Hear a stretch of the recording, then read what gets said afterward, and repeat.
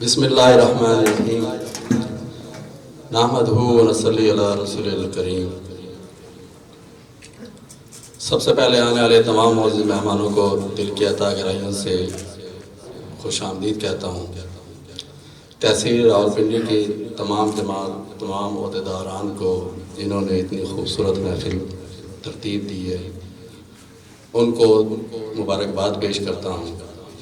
और जो भी यहाँ पर ज़िम्मेदारान जिन्होंने इसमें कंट्रीब्यूशन किया, अपना हिस्सा डाला, उनका भी शुक्रिया अदा करता हूँ।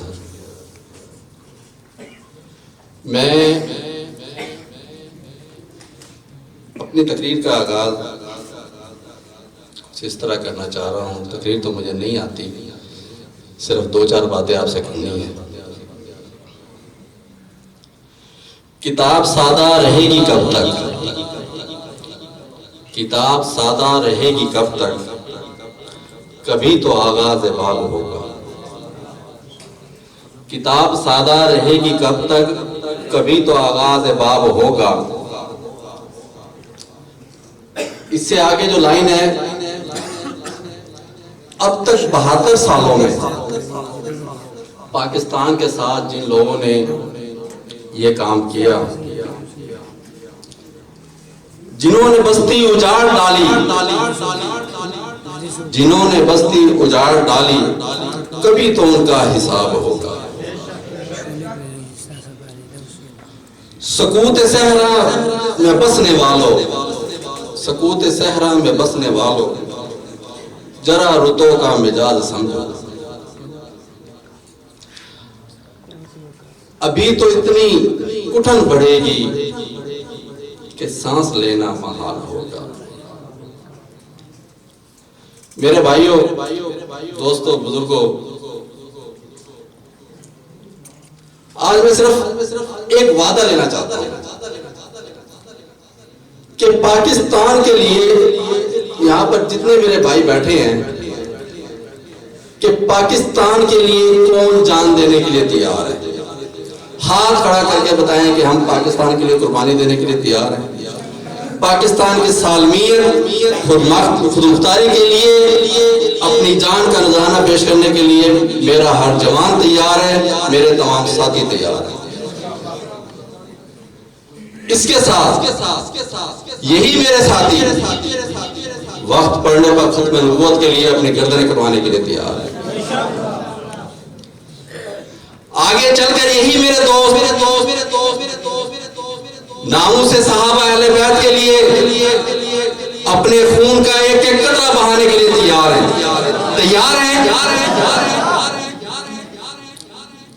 लेकिन मैं आपको एक सादा सा कुलिया बताता हूं कि मुझे जान नहीं चाहिए, मुझे माल नहीं चाहिए, मुझे आप लोगों का साथ चाहिए। आप मेरा साथ देंगे? और ये साथ किस तरह होगा? ये साथ होगा वोट की पर्ची से। कि ये वोट की पर्ची वो पर्ची है कि छोटा सा एक वाक्य मैं आपके सामने पेश करता हूं और आपकी अपनी वोट की पर्ची की कदर और हकीकत का आपको पता चल जाएगा कि ये आपके पास जो वोट की पर्ची है, ये क्या चीज है, और जो जिस काज और मिशन के लिए हम ये आपसे वोट मांग रहे हैं, वो किस लिए हम मांग रहे हैं। मौलाना आजम तारिक शहीद रहमतुल्लाह अलैह का इलेक्शन था।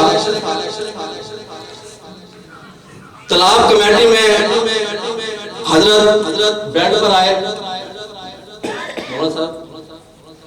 तालाब कमेटी जख्मी थे और मैं तालाब कमेटी के गेट पर था। तालाब कमेटी फुल भरी हुई थी, दीवारों पर लोग खड़े हुए थे। हम लोग खुशी से झूम रहे थे कि अब हम तमाम दोनों सीटें हमारी कामयाब हो जाएंगी, क्योंकि मजमा इतना था।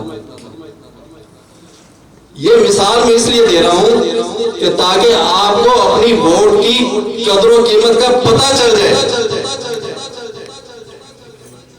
जिस दिन हजरत वोट था, तो मेरे वालिद साहब, उनकी उम्र 85 एज थी तकरीबन उस टाइम, बुजुर्ग थे, दाढ़ी थी और हाथ में छड़ी रखते थे।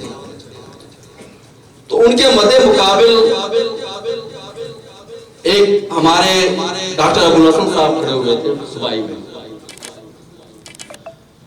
तो वालिद साहब ये कहने लगे कि देखिए, मैंने आपके कहने पर हमेशा उलमा हज़रात को वोट दिया है, तो इस बार जो मेरा हमसाया खड़ा हुआ है, तो आप अगर मुझे कहें कि वोट, मेरा एक वोट जो है ना वो डॉक्टर अबुल हसन को दे देता हूँ, और जो बड़ा वोट है ना वो मौलाना आजम तारिक शहीद रहमतुल्लाह अलैह को दे देता हूँ।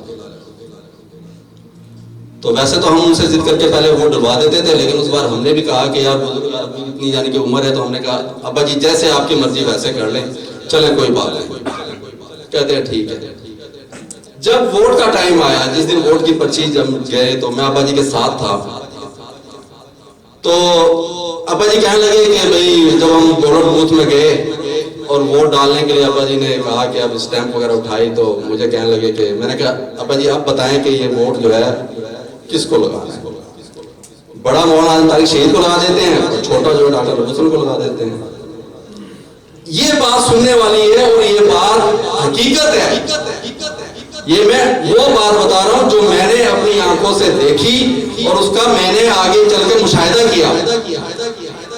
तो अब्बा जी के अल्फाज ये थे कि हो सकता है मेरी जिंदगी का आखिरी वोट,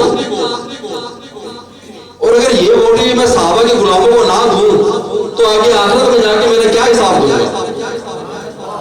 तो कहने लगे तुम दोनों में मोहर जो है ना मौलाना तारिक को लगा दे। मैंने लगा दी। तकरीबन 3-4 माह बाद वालिद साहब का इंतकाल हो गया। इस अरसे में जितने लोगों को वालिद साहब ख्वाब में मिले, अल्हम्दुलिल्लाह हंसते हुए मुस्कुराते हुए सफेद लिबास में, उनके माशाल्लाह उनकी दाढ़ी थी वाइट कलर की, पगड़ी बांधते थे, बहुत खूबसूरत अंदाज में हंसते हुए मुस्कुराते हुए तमाम को वो ख्वाब में मिले। ये वो वोट की पर्ची की हकीकत है जो आपके पास। हम ये चाहते हैं ये पर्ची, ये वोट आप मामूली ना समझे। आज तक जंग में लोग मिसालें देते हैं, 40-45 हजार वोट से हम शुरू हुए, हम 78,000 वोट तक लेकर चले गए। लेकिन वहां के लोगों ने, वहां की आवाम ने, वहां के आपके भाइयों ने, उन्होंने कभी जात पात किसी की तरफ नहीं देखा। उन्होंने वोट दी तो सहाबा के गुलाम को दी है बस। और यही मैं चाहता हूं कि अब जब इलेक्शन हो, शफकात रियाज साहब वो मिसाल कायम कर रहे हैं जो मौलाना आग नवाज जंगली शहीदें की थी, कि उन्होंने उन लोगों के खिलाफ इलेक्शन लड़ा कि जिन जागीरदारों का आप तसव्वुर भी नहीं कर सकते, लेकिन उनका लिया वो वोट आज भी हमारी स्टैंप है। यहां पर बैठे हुए लोग, मैं यहां पर ये चंद सैकड़ों अफराद नहीं देख रहा हूं, मैं यहां पर बैठे हुए कई हजार अपना वोट देख रहा हूं। अब ये वोट घर घर जाएगा, अपने घरों में, अपने बच्चों को, अपनी फैमिलियों को, अपने दोस्तों को ये पैगाम दे कि वोट देना है तो सहाबा के गुलाम को देना, और सहाबा के गुलाम इंशाअल्लाह इस बार इस तरह के निशान पर इलेक्शन लड़ेंगे। जब आपने वोट दे देना है, फिर आपको एमपी कैसे मिलेंगे, फिर आपको एमएनए कैसे मिलेंगे? वो मिसालें तो आपके सामने हैं। एमएनए आपको मौलाना आजम तारिक शहीद जैसे मिलेंगे, एमएनए आपको इसारुल कासमी शहीद जैसे मिलेंगे, और एमपी भाई माविया आजम साहब जैसे मिलेंगे, कि जिनके पास छुपाने के लिए कुछ नहीं है, जिन्होंने मिंबर रसूल पर बैठकर बताया कि आओ आओ आओ आओ पूरी हल्के की आवाम आकर करप्शन निकाले, बताए आकर कहां पर करप्शन हुई है, फिर ऐसे हैं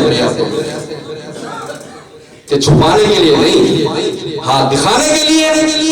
कि दिखाने के लिए आपको रोड मिलेंगे, दिखाने के लिए आपको यूनिवर्सिटी मिलेगी, दिखाने के लिए आपको मेडिकल कॉम्प्लेक्स मिलेंगे। ये कब मिलेंगे? जब वोट इस तरीके को देंगे, जब वोट साहबा के गुलाम को देंगे। तो आप वादा करते हैं कि तमाम भाई इस बार वोट सहाबा के गुलाम का, वोट सहाबा के गुलाम का, वोट पाकिस्तान राइट पार्टी का, और वोट इस तरीका। जज़ाकल्लाह। अस्सलाम वालेकुम।